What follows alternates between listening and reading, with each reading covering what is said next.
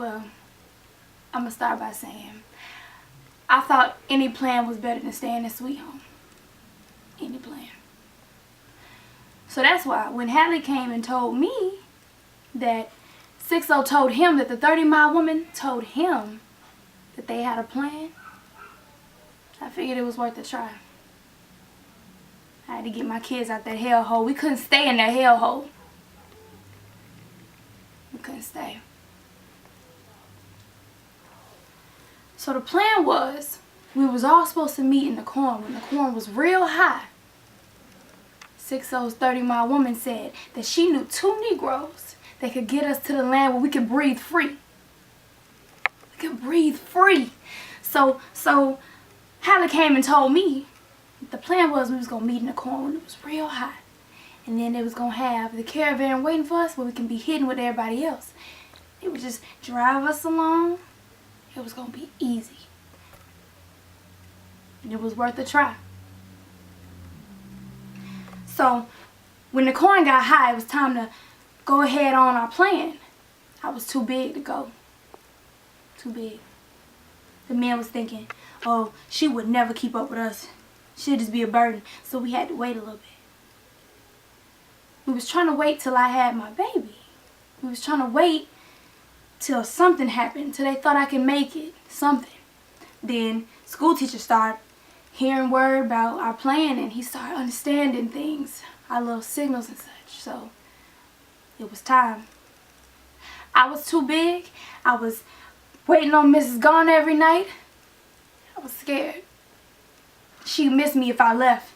So we decided we was going to leave in the middle of the night when she was sleeping. Mrs. Garner wouldn't miss me. Nobody else would be missed. We was going to leave and everything was going to be perfect. It was worth a try. It was worth a try. So nightfall came. We realized school teacher had all these white men and they was patrolling the place. They knew what we was doing.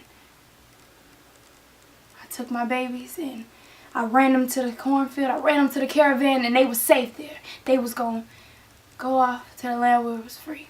But Hallie didn't meet me. Hallie told me he was going to meet me there and help me get the children, but he didn't meet me. So I had to go back. I couldn't leave my Hallie.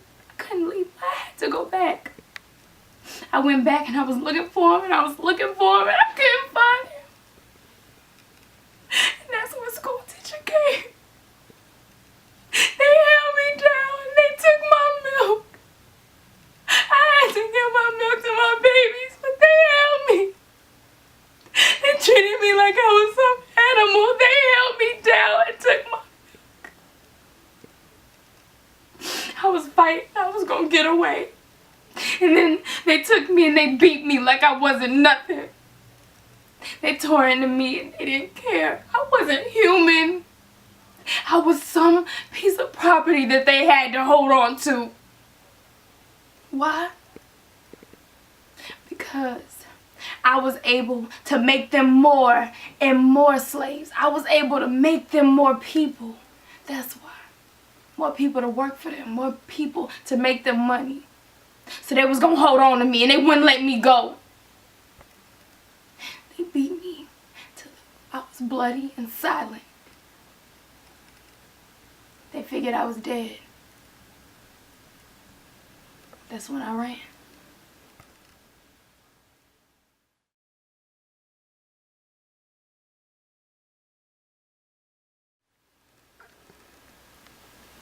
I was running from Sweet Home, running as fast as I could.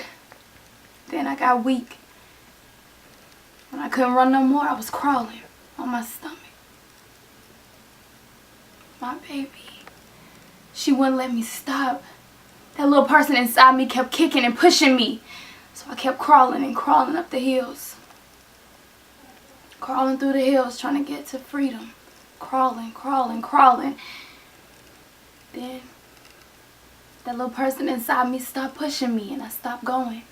I was laying there in the field, just laying there. I couldn't move no more. I said, I'd rather die right here than die at Sweet Home. So I was content with getting away. I got away. I'd gotten away, so I'm in the field. dying, and I was happy with that. At least I got away. I figured that little person inside of me was already dead.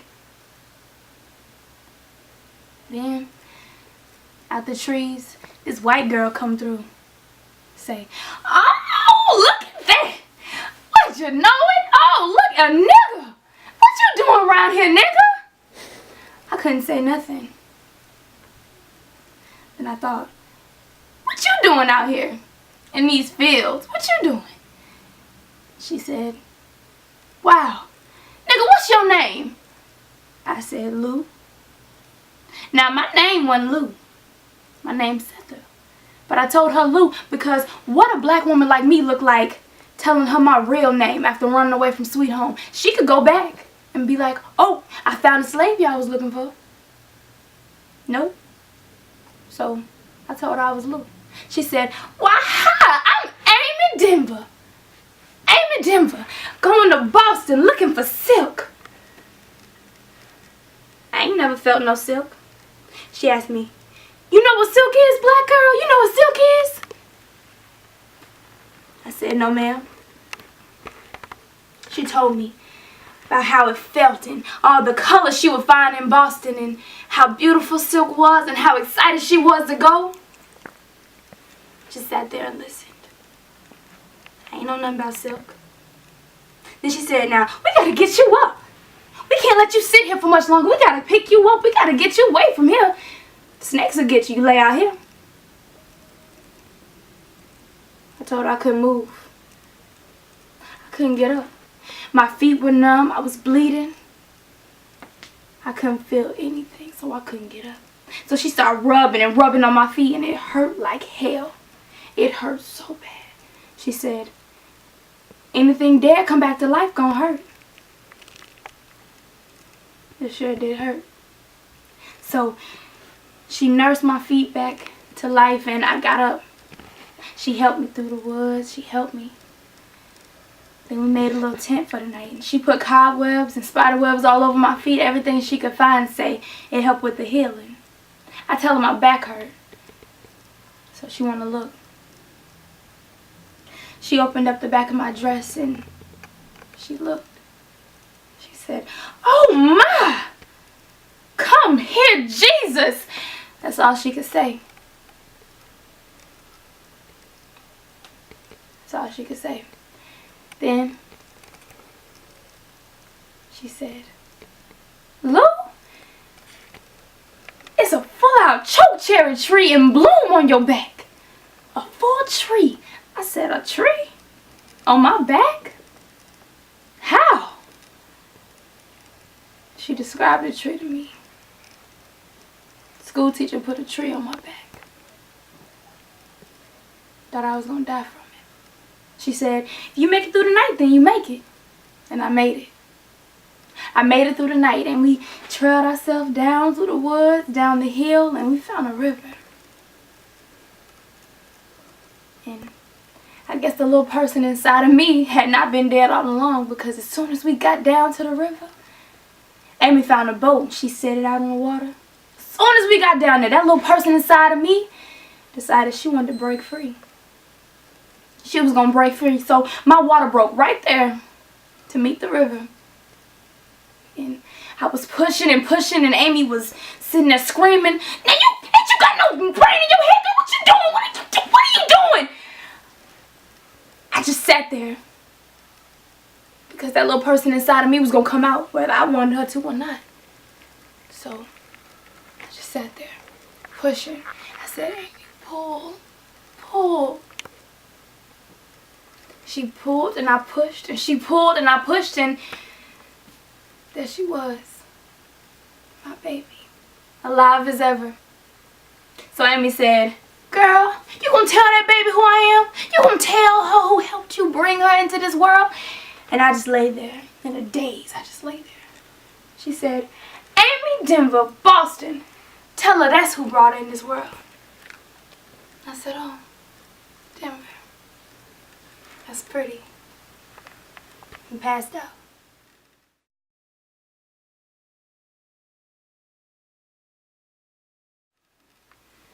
It was the day after. The day after, 124 was rocking, shaking with laughter. Everybody was there. Baby Suggs cooked for the entire neighborhood. 10, 12 blackberry pies. Stampede provided the blackberries, of course. It was beautiful.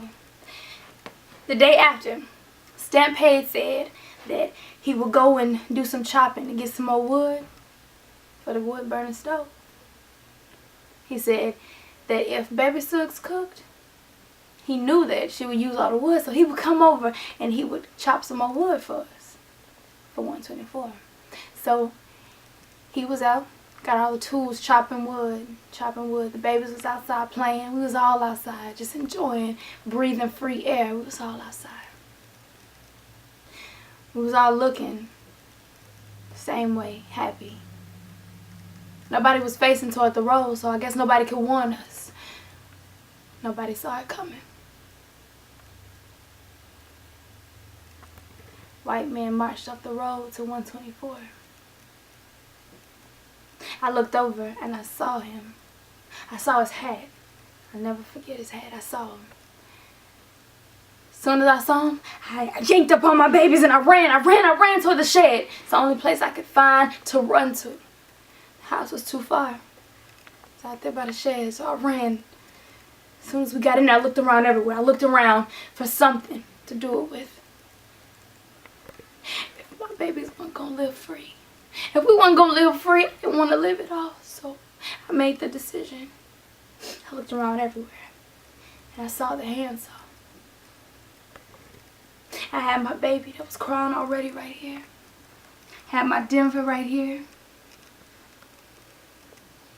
I took the handsaw and I slit her throat.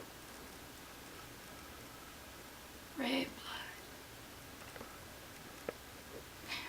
blood flowed everywhere, on me, on her, everywhere. On the floor, it was splattered everywhere. My baby's precious blood, everywhere.